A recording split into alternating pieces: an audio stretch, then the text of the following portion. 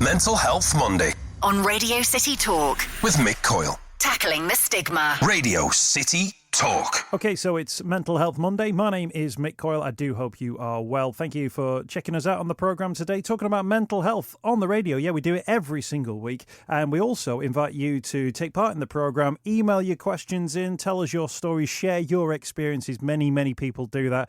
Thank you to everybody who has dropped emails this week. We read through them all. Sometimes we act on things straight away to get people on as guests. Other times we put diary events in. If it's fundraisers, if there are things that are coming up for the future, we'll always put them in the diary as well and make sure we give them a mention on Mental Health Monday and our subsequent Mental Health Extra podcasts. I got this one through. It says, "Hello, Mick. A dear friend of our family has just been awarded the MBE for her tireless work in our North Liverpool community with regards to mental health and much, much more. Sue and our husband have been supported and advocated for my family through some very dark times and are still there holding us up, going way beyond the call of duty. She helps the most downtrodden in our society, from preparing PIP and ESA applications, attending tribunals, running mental health drop-in centres, counselling and so much more, all free of charge. The number of people she has helped runs into thousands. She is a self-effacing, unsung hero, and there is no one I can think of who deserves this recognition more than her. She's an extremely captivating individual, and I think she would make a very interesting guest on your show. Just a thought. I can't thank her enough. Leave it up to you guys and take care." Thank you so much for sending that email. I'll just mention it was Ray who sent that email in. I won't mention any surnames there, but Ray, thank you for that email. Let's welcome to the programme Dr. Sue Martin, MBE. Dr. Sue, thank you for your time. Thanks for joining us on Mental Health Monday. You are an MBE. Have you had a chance to visit the palace yet?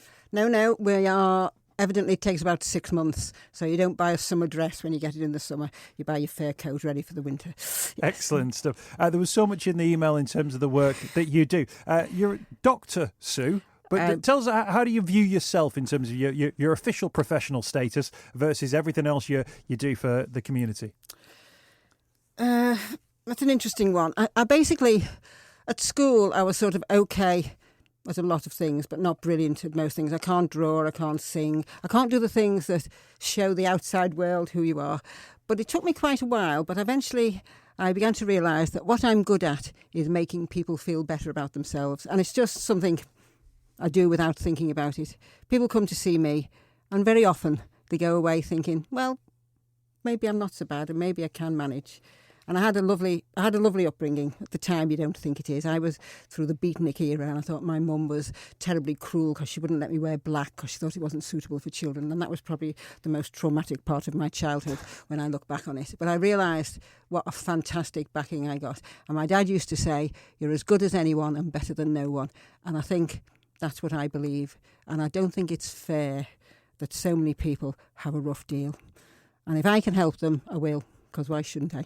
I mean, we live in such a sort of complex world, but then there are simplicities to it as well. How much of yourself do you give when you speak to people? Obviously, you had your own experiences growing up. Are you giving something to yourself, or is it things that you've subsequently learned, training, things that you picked up? I think it is me. I think you have to be a certain sort of personality. Certainly to work with some of the people I work with who are very, very difficult because of their complex family backgrounds, but they're still very difficult. Let's not pretend otherwise. We've fostered and adopted as well, and I've worked with some very difficult young people. So you have to give a bit of yourself, but I've got good boundaries because I don't give... And we all sometimes get exhausted doing things, and you have a busy day, but generally I'm able to give people things and not lose anything myself. And my professional experience, I have a background in psychology, academic background in psychology and human evolutionary biology, and the two of them together are a fantastic mix because we're bodies and minds, and people sometimes think we're just minds, and we're not. There's a lot of other things going on as well.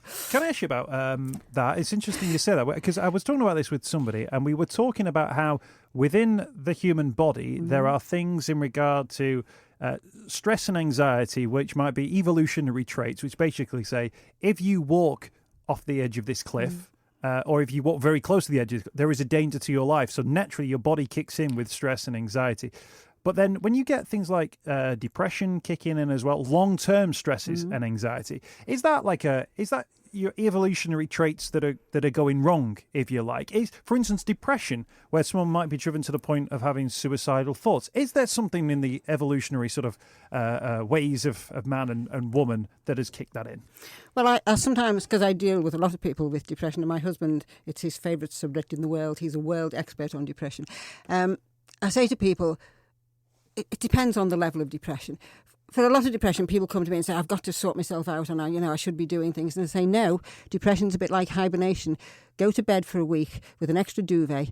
If you're not out in spring, I'll be nagging you. But in the short term, your body is telling you something for whatever reason, whether it's a hormonal problem, whether it's an external problem, whether it's things going wrong in your life, your body is not coping very well and needs a rest. Now, obviously, you can't necessarily go to bed for a week, but it's the idea that you should be allowing yourself time to rest, because people will say, I've done nothing and I'm absolutely exhausted. I say, you are producing so many chemicals in your body to maintain this depression. I'm surprised you can even walk through this door and speak to me. So I do, and the other evolution, I use evolutionary biology quite a lot in therapeutic ways with people, because we forget we are animals as well. If you go and see the chimpanzees at Chester Zoo, I have to be careful what I say here, of course, because it could be offending a lot of women.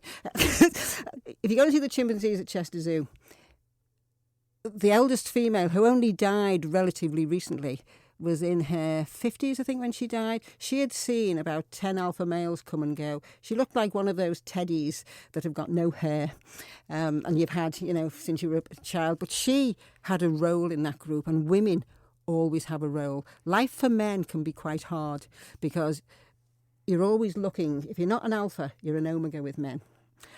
This is very generalising. Sure. But so basically, men are always being careful that they're not being, they're not going to lose their job, or a better producer's going to come in and get someone else, or you're off sick too often. So whereas women always have a role, they don't have to be mothers, they always have a role as women, whereas men's role is sort of defined by how fit they are, or how clever they are, or how much money they've got. So when you put that into like the 2018, 21st century Britain, does that look like somebody who is having to find money for a household, someone who's expected to be bringing employment, but also somebody who is expecting to be able to tell their friends that things are great, that their family is wonderful, that they're moving to a nice bigger house, that their garden always looks pristine, that their car isn't a clapped out old banger? Is that what that version looks like? Yeah. So it's it's not. I had a lad once who was a kickboxer, and everybody wanted to win, because if they won, the guy who was the top kickboxer, that would make them the top. And he used to say, I'm fed up, I can't cope. I said, well, it's because you've chosen this life. If you were at the university, it would be how many research grants you'd brought in. It wouldn't be how many people you've knocked out kickboxing. And if you're something else, a gardener, it's how many tomatoes you've managed to grow that are better than other people's tomatoes. So we sort of define our own what's important to us. I had another guy who'd been off sick, and he'd gone back to work, and he'd be fine. We'd sorted him out, his depression had gone. He'd gone back to work, and he was a foreman in a factory, and he said, I'm just not coping anymore. The lads don't take any notice of me, and what am I doing wrong? I said, well, you've got to go in, beating your chest, sort of, you've shown weakness, you've been off sick. So somebody, without conscious thought, they're thinking, if he leaves, I'll get his job. So, and he did. He went in and he did all these things, and he came back laughing, saying, it actually worked. I'm in charge again now. We mustn't forget there's a lot going on. With that in mind, I think, because some people will be maybe surprised here, because we talk about the complexities of things like stress, anxiety, depression, and sometimes the fact that they can be long roads and they can take a long way to go. But quite clearly from what you're saying, you like a short road. Well, yeah, you like to find the easy win. That's not the right phrase, but actually something which might give somebody a boost that makes a small change might be the thing which then goes, well, actually, Sue was right about that. Therefore, I can continue on that journey. And that's when I say I can manage to make people feel a bit better about themselves. And sometimes it is with laughter, because laughter is very important. I was in a comedy writing group for many years in the olden days when you used to be able to get sketches on the TV. And laughter brings you together. And I often find, I often see people with very, very complex problems, and very sad people, and people who've had lots of very difficult lives. And you can sometimes you just have to sit and talk to people and have a bit of a laugh about things. And just because your life's terrible doesn't mean you never, ever, ever want to laugh. And I'm not underestimating how sad and unhappy people can become, but sometimes a bit of humour and a bit of laughing together can move people onto somewhere where they then trust me and they think, oh, actually, I'm okay here. And then we actually get a bit more work done. Yeah. I wonder whether or not we talk, it was almost talking about the rat race now in terms of like what life is like for a lot of people. I always think that maybe laughter is almost like a period of reflection because it gives you an opportunity to think about something and then reflect on it in whatever way you want. And it gives you a chance to have a laugh as well. But people's lives are so switched on for many different reasons all the time. I wonder whether or not part of your experience is the reflection of the fact that people don't have those off moments, those reflective moments. Almost the ability to sort of just deal through everything that's going on in their mind. We're on to the next thing. We step on to the next thing. If you can't deal with it, you're a failure. And yet, there's loads of things we can't deal with. I fall over all the time. I'm tripping. Other people are brilliant at painting and music and things. We've all got things we are good at. And the trick is to find what it is.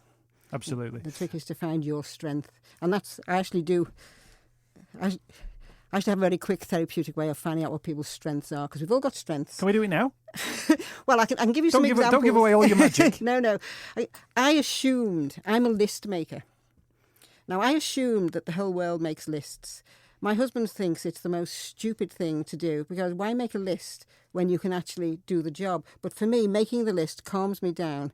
So I have a cognitive strength. One of my strengths is in the cognitive area. I like to see things in order and written down. And so when times are bad, for me, you make lists. But people don't know what their strengths are very often, because, as I say, I just assumed everyone made lists. And I can tell people, obviously there's a million strengths. I use about 6 of them. I can tell people what their strengths are. So when times are bad, I say, go away and make a list. Go away and sit on a committee. Go away and review your belief systems. And we have a laugh doing it. We have a laugh finding out what their strengths are. And that's the laugh again coming in. I mean, it's not a superpower, is it? No, it isn't. The list maker. But actually, it's something that you do. Yeah. Making lists actually calms me down. Making the list, seeing, even if it's 100 things, even if I don't do them, making the list calms me down. So one of my strengths is in the cognitive area of writing things down. Now, it doesn't mean if you're not a list maker you have no cognitive strengths. It's just it's not the one you use. And imagination is one of my strengths as well, because I've done this for myself years ago. I'm a what if. When times are bad, I can think, well, I could do this, and if I wrote a book and I made a lot of money and bought the kids' house in London, and then I could make a film. And it's not daydreaming for me. It's a strength. It's something that helps me manage bad times. So you work out what your strengths are, and you are then able to use them. I can give you ways to use them. I can say, do this or do that, and you have a laugh doing it as well. Yeah, absolutely. If I ever look back at my old diaries from when I was having a particularly low time, every single entry and every single bit of every single page is filled in. Like I was trying to write everything down. Well, my diary now means doctors 3 p.m. MOT due this time next year. It's as simple as that. There's 3 things in a week. But actually, I look back now, and at the time I was thinking, oh yeah, these are very comprehensive. Now you'd never understand a word of it. It was all scribbled. It was scrawled, unnecessary detail, mess, if you like. And there it is. It's all down on a piece of paper. At the time I was thinking, oh, this is a good, this will help me write an autobiography. No use to anyone, but actually being able to sort of simplify that and then come up with... it was useful to you at the time. At the time, yeah. So that's what it's all about. It's useful to you at the time. Because that's a sort of... We often say to people, we run positive thoughts courses, we often say to people, if you like keeping a diary, keep a diary. Because it's good for you. You've got to find what's good for you, because we're all different. I mean, I'm terrified of the water. I have no idea why, unless I was burned as a witch in a previous life, but I have absolutely no idea why. I've tried all sorts of things, and the number of times you get people saying, oh, why didn't you go swimming, you'll feel better. The thought of going swimming completely freaks me out, so it doesn't make me feel better. And it might make my friend swims every day. It makes her feel better. You've got to find out what it is that makes you feel better, or I've got to help you find out what it is that makes you feel better. So we've got Dr. Sue Martin, MBE, with us in the studio for Mental Health Monday, and we'll continue our conversations next here on Mental Health Monday. Mental Health Monday with Mick Coyle on Radio City Talk. Okay, we're back for Mental Health Monday. We got a guest in the studio, Dr. Sue Martin MBE. She's on as a result of an email which was sent through to the programme. If you want to nominate a guest for the programme, we'd love to hear from you. Mick at radiocity.co.uk. That's Mick at radiocity.co.uk. Sue's been talking through some of the work that she does within the community, and it was interesting in the email that we received, Sue. One of the things was not just about the work you do from a mental health point of view, but it was the other things as well in regard to PIP applications, personal independent payments, and things like that. Do you find sometimes that they are a hindrance in the work that you're doing, in that you're thinking that people get stressed about them, there's like a complexity to it, and it's almost easier if you help them out? Because it is all to do with mental health, because people think of mental illness when they think of mental health. I think of good mental health. And if your mental health's poor for whatever reason, and there are millions of reasons why it could be poor, and one of them is you're panicking that you've got no money because your PIP application has been turned down. And for a lot of people, the applications are so complex. It takes me an hour to do a PIP. I do loads of them. It takes me an hour to do one. It creates such stress and anxiety for people. Genuine people who have got genuine needs, physical and mental health needs, and get this letter and they fall apart. And it just makes me so angry that the people have to jump through these hoops. If you are genuinely need some help, I am very, very happy to help people. And I have had some horrendous PIPs turned down, not me personally, but I've been involved in them. People who've had illnesses for years, people who've been unwell for years, people who were born with difficulties, people who have very complex, horrific things happen to them. And yet they have to go in and sit there and tell somebody all about it and then be told, oh, actually, you're okay. And it's not right. It's not right. I've got a great sense of fair play and unfair play. And one of the biggest things that causes stress is debt, chronic ill health, things like, not having enough money to manage it and filling in forms. It's not right. The time though that you spend filling in forms, presumably that's not in your in the CV, form filler. Yeah, do you feel like you think, well, actually, if I do this for this individual, actually their mental health improves straight away? Absolutely straight away.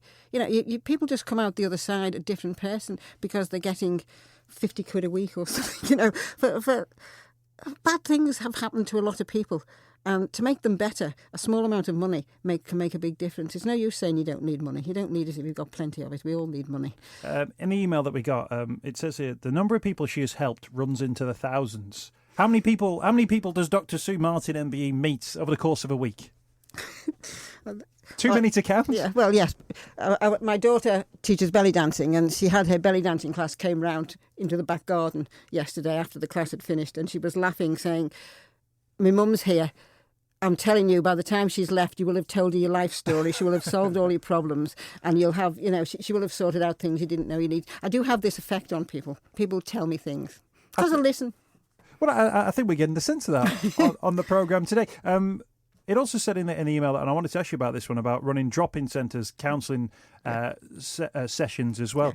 When we do the programme, we speak about people and they set up organisations. It might be a digital thing. It might be a podcast type thing. It might be a real place where people can go. It might be somewhere that people can go if they've got a referral from certain people. In your experience, what's the best environment, if you like, for people to open up about their mental health? Where are people, do you find, most comfortable, if you like? My drop-in. The drop-in. Well, not my drop-in. About 20 years ago, there was some slippage money left in... I worked a lot with doctors and I set up the counselling service for Sefton, the first one, many, many years aago. And there was a bit of slippage money and they said, let's have a drop-in centre. And I like drop-in centres because I ran them many years ago for the health department down in the southeast. And I think daycare is a cheaper way of managing things, and we have to look at, it's no use pretending we can't look at cost of things. So they said, let's do this drop-in, 2 afternoons a week, and anyone from general practice can go there and you don't need a referral. And it's quite complicated. My husband said, poison chalice here, but I took it anyway. And I've been running it now for about 20 years. And it's Tuesday afternoon and Friday morning in Sefton, in Netherton and in Lineker. And anybody can walk through the doors, absolutely anybody with any problem. Now, a lot of problems are solved very quickly in 5 minutes. People just need a little bit of help. But if you go through, because of constraints on time and money, to get a counselling session, there's a waiting list of a very long time. And for some people, that doesn't work. Some people's problems don't need an hour to solve them. You can solve them in half an hour. Some people will have problems all their life. And we see a lot of people have problems all their life. And they just need somewhere they know they can turn up and somebody will talk to them. And have a laugh again, I have to say. Because people will say, well, is it a group? Say, no, it isn't a group. It just happens to be a number of people. We'll always see you on your own, but we'll sit around laughing. There's usually a lot of football talk at the moment, so I hide in a corner. And people might be... It's just like being with friends, but it is very boundaried. I mean, I'm not underestimating the difficulties people have. And I have done this job for a long time, and I have 2 colleagues who work with me who've done it for a long time and are very well qualified. But it's a safe place, because safety is quite important. It's a safe place, and it's a place with people who have some understanding and who will talk to you and who will welcome you back 100 times if need be. I guess people, when we talk about the spectrum, if you like, of issues that people might have from a mental health point of view, do you often find you say you can solve people's problems within half an hour? Do you get a sense that actually the work that you do in those half-hour sessions are actually saving one of those, maybe an NHS counsellor a year, 18 months down Massively. the line? You're saving them 6 weeks, 6 months, 3 years worth of treatments. Because, I mean, they are often fairly small problems. People don't understand forms they've got, and if you just explain it to them, or stupid things like... we had a Chinese gentleman who'd been here a long time but still didn't quite understand the system, and he'd get in such a mess with his phone bills and his electricity bills, and you can sort those things out quite quickly if you know who to go to. And so we wouldn't see him for 6 months, whereas of course he would have been evicted and there would have been all sorts of problems. So there are some simple problems, and there's some problems that have a beginning, middle and end. They're quite nice problems, and there's some problems that, because of the complexity of them, go on for a very, very long time. So what are you able to do for those people who are there where you think, well, this is going to be a long-term issue, this is somebody who may have long-term issues? Do you then signpost them elsewhere? Are you able to sort of get them into a different system elsewhere, or do you work with them? We do a lot of signposting, but there aren't many places to signpost people with very long-term... People who've often had what we call complex family backgrounds, very difficult childhoods, long-term issues... Often very difficult people to work with, but maybe you'd be difficult if you'd had that as well. So sometimes knowing we're there, because I often feel if you've got very, very complex problems, your head's ready to do a bit today, and then you might want to do any more for 3 months, but then your head might be wanting to do a bit there. And because we're flexible and you can come whenever, we can catch that when you're ready. Because I'll often say to people, you're not ready to deal with this now, I don't think. So And I got this MBE, and I thought it was a scam. I said to my daughter, who knew about it, I sort of opened the letter and I thought, I think this might be a scam, Mary, the Nigerian. And she said, Mother, it's not a scam. Read it properly. So I read it properly. And I was still thinking, well, there's loads of people who do loads of things for other people. So, why have I got one? I mean, I do a lot of things, but I'm lucky that I'm able to, and I've got the background to do it, and I quite enjoy it, obviously, I wouldn't do it. And then about 3 days later, I spent from 9:30 till 2:00 at Fazackley Hospital with a very, very difficult young woman who had a horrific past. I've known her for probably 15, 16 years, met her through... someone asked me to see her. And I spent the morning in hospital with her. And she complained and ranted and raved and why I'd done that and why. And then I spent the whole morning there. And then basically, because at the end of the day, I wouldn't give her any money. She told me where I could go. So I stood there thinking, I've been here since 9:30. It's 2:00. This is why I've got an MBE. I guess as well, that's one of the things, that you must meet people with all kinds of different backgrounds as well, to the point where in many cases they're the victim of their circumstances, but then life then sort of, as they become adults, we kind of think, well, at some point, presumably, you'll then decide to either be the victim or become a perpetrator in its own regard. And yet there's much more complexity to life than that. Massive. And again, a lot of the people I deal with have never had a chance to grow up. So on the surface, they're adults. And then they acquire alcohol, drugs, difficult problems on top of it. And they can be not very nice people by that stage, but a bit of you. I won't take people I won't take abuse from people. People. I do demand a certain amount of respect, Sure. but behind that is an understanding that where they're coming from, they've never had respect. So they might tell me to get lost, but it's partly because they think I'm going to leave them anyway because everyone else has left them. So better to push me away before I push them away. So I have an understanding, but I do feel I deserve respect. And I do expect it from people. And as I say, I won't just stand there and take a lot of abuse from people. I'll walk away, but I will come back. When you've got people like that, and we're all on this program about talking about mental health. Presumably, you don't go in and go, "I'm going to solve your mental health crisis," and I'm a psychologist. Because I imagine that people will go, "Whoa, whoa, whoa! Are you saying there's something wrong with me?" Yeah. Which I guess might not be appropriate in all those circumstances, particularly where there's been, spiraling abuse or really difficult backgrounds that people have. We used to run a course. Well, there is a course called Coping with Depression, and there's part of a big study my husband was involved in, and there was a course came from that. You can't call it coping with depression because people will say, "I'm not depressed, it's my nerves." So we call it positive thoughts because that's what it is. And people have so many euphemisms. People don't want to be labelled as mad because madness is being locked up and it's there's often sadness rather than madness around. So you have to choose your words carefully. But again, I talk about good mental health, and people always assume you're talking about poor mental health. But, the thing is we all have ups and downs, and we all have rhythms in our health, and we all have, poor physical health is one of the most significant causes of things like depression.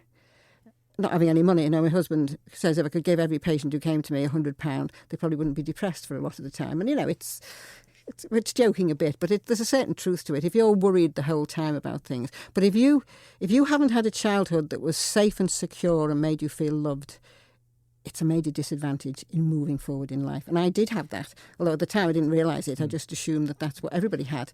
And it's making people realise they are. We used to say you had very good teachers who taught you the wrong lesson. They weren't brought up properly. And they get to be adults who then aren't treated well, and then they don't treat people well, and the whole thing is just a horrendous cycle. And if I can break into it a little bit with my colleagues, I do. Talk to me about then positive mental health. What does it look like? What does it feel like? If you've got your physical health and you go walk up a mountain, you run a marathon, you go for a walk down the beach, you go for a jog, you come back and you're not passed out because of the physical effort of it. What does positive mental health look like? Positive mental health, you feel as though you have a life where you can make choices that you want to make, where you can feel okay about yourself as a person, even if other people don't see you like that. You feel you can get out of situations that you don't like. You have friends, you have social contacts as much as you want, because there's a big thing about loneliness, but there's a difference between being alone and being lonely, because you don't always want to have people around you. So we have to be careful not to assume that everybody on their own is lonely. But human contact is very important. Feeling you have friends, feeling you have choices, feeling you have enough money to lead a reasonable life, and to feel that you have some value, because a lot of people don't feel they have any value.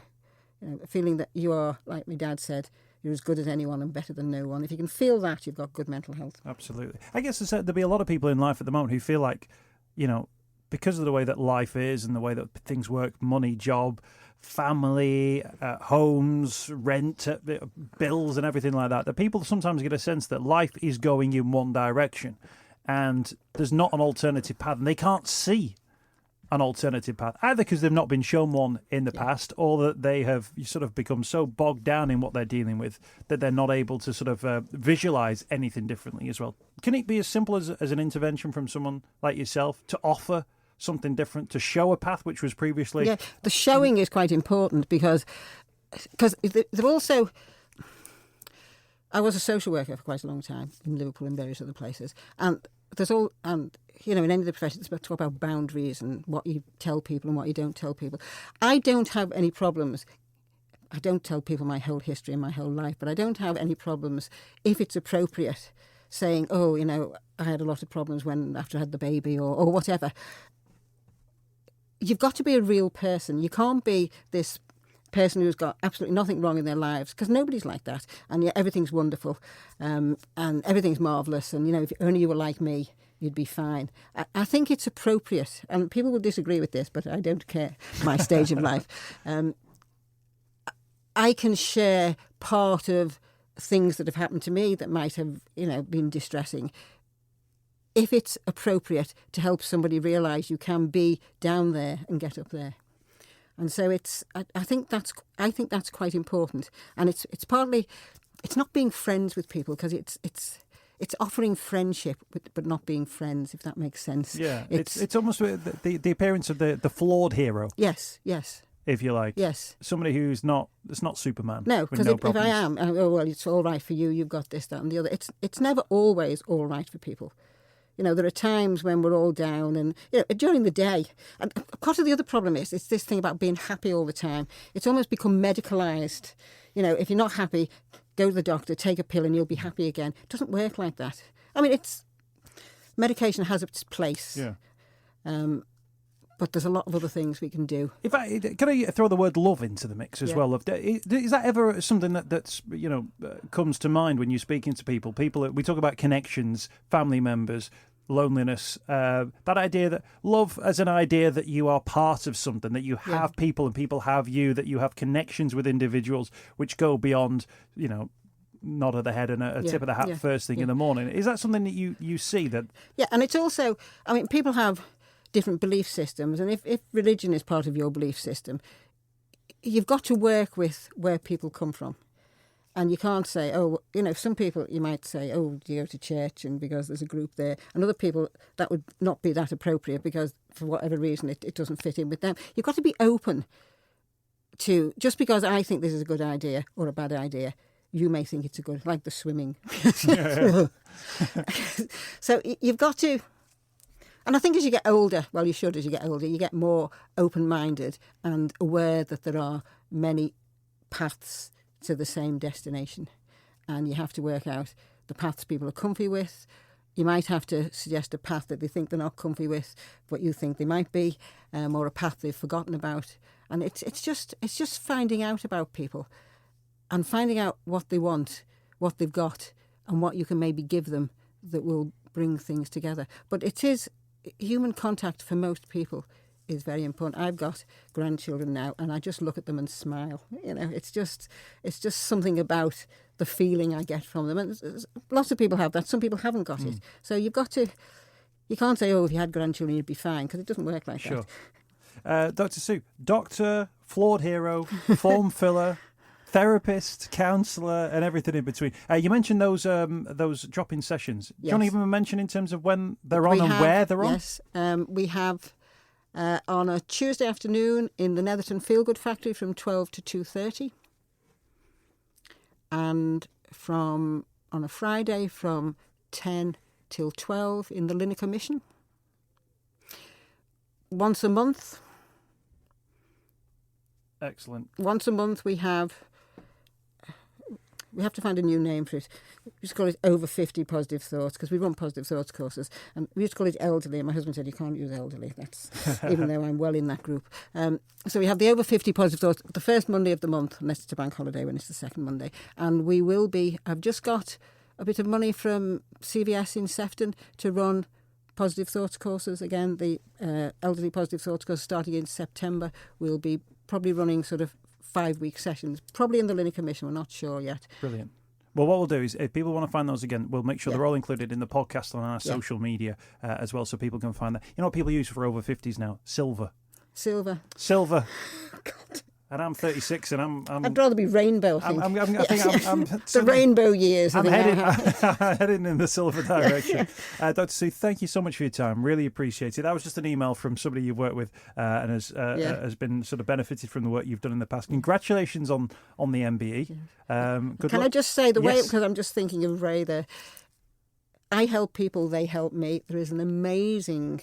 I work with Mersey Care, I work with I work with a lot of organisations, and it's a real exchange of either goods or services, and that's the way it should be, because I do something for you and you do something for them and they do something for me, and it comes back to me. And if we all did that, it would be brilliant. And there's lots of brilliant people I work with who massively help me. Dr. Sue Martin, MBE, our special guest this week on Mental Health Monday. Mental Health Monday with Mick Coyle. Radio City Talk.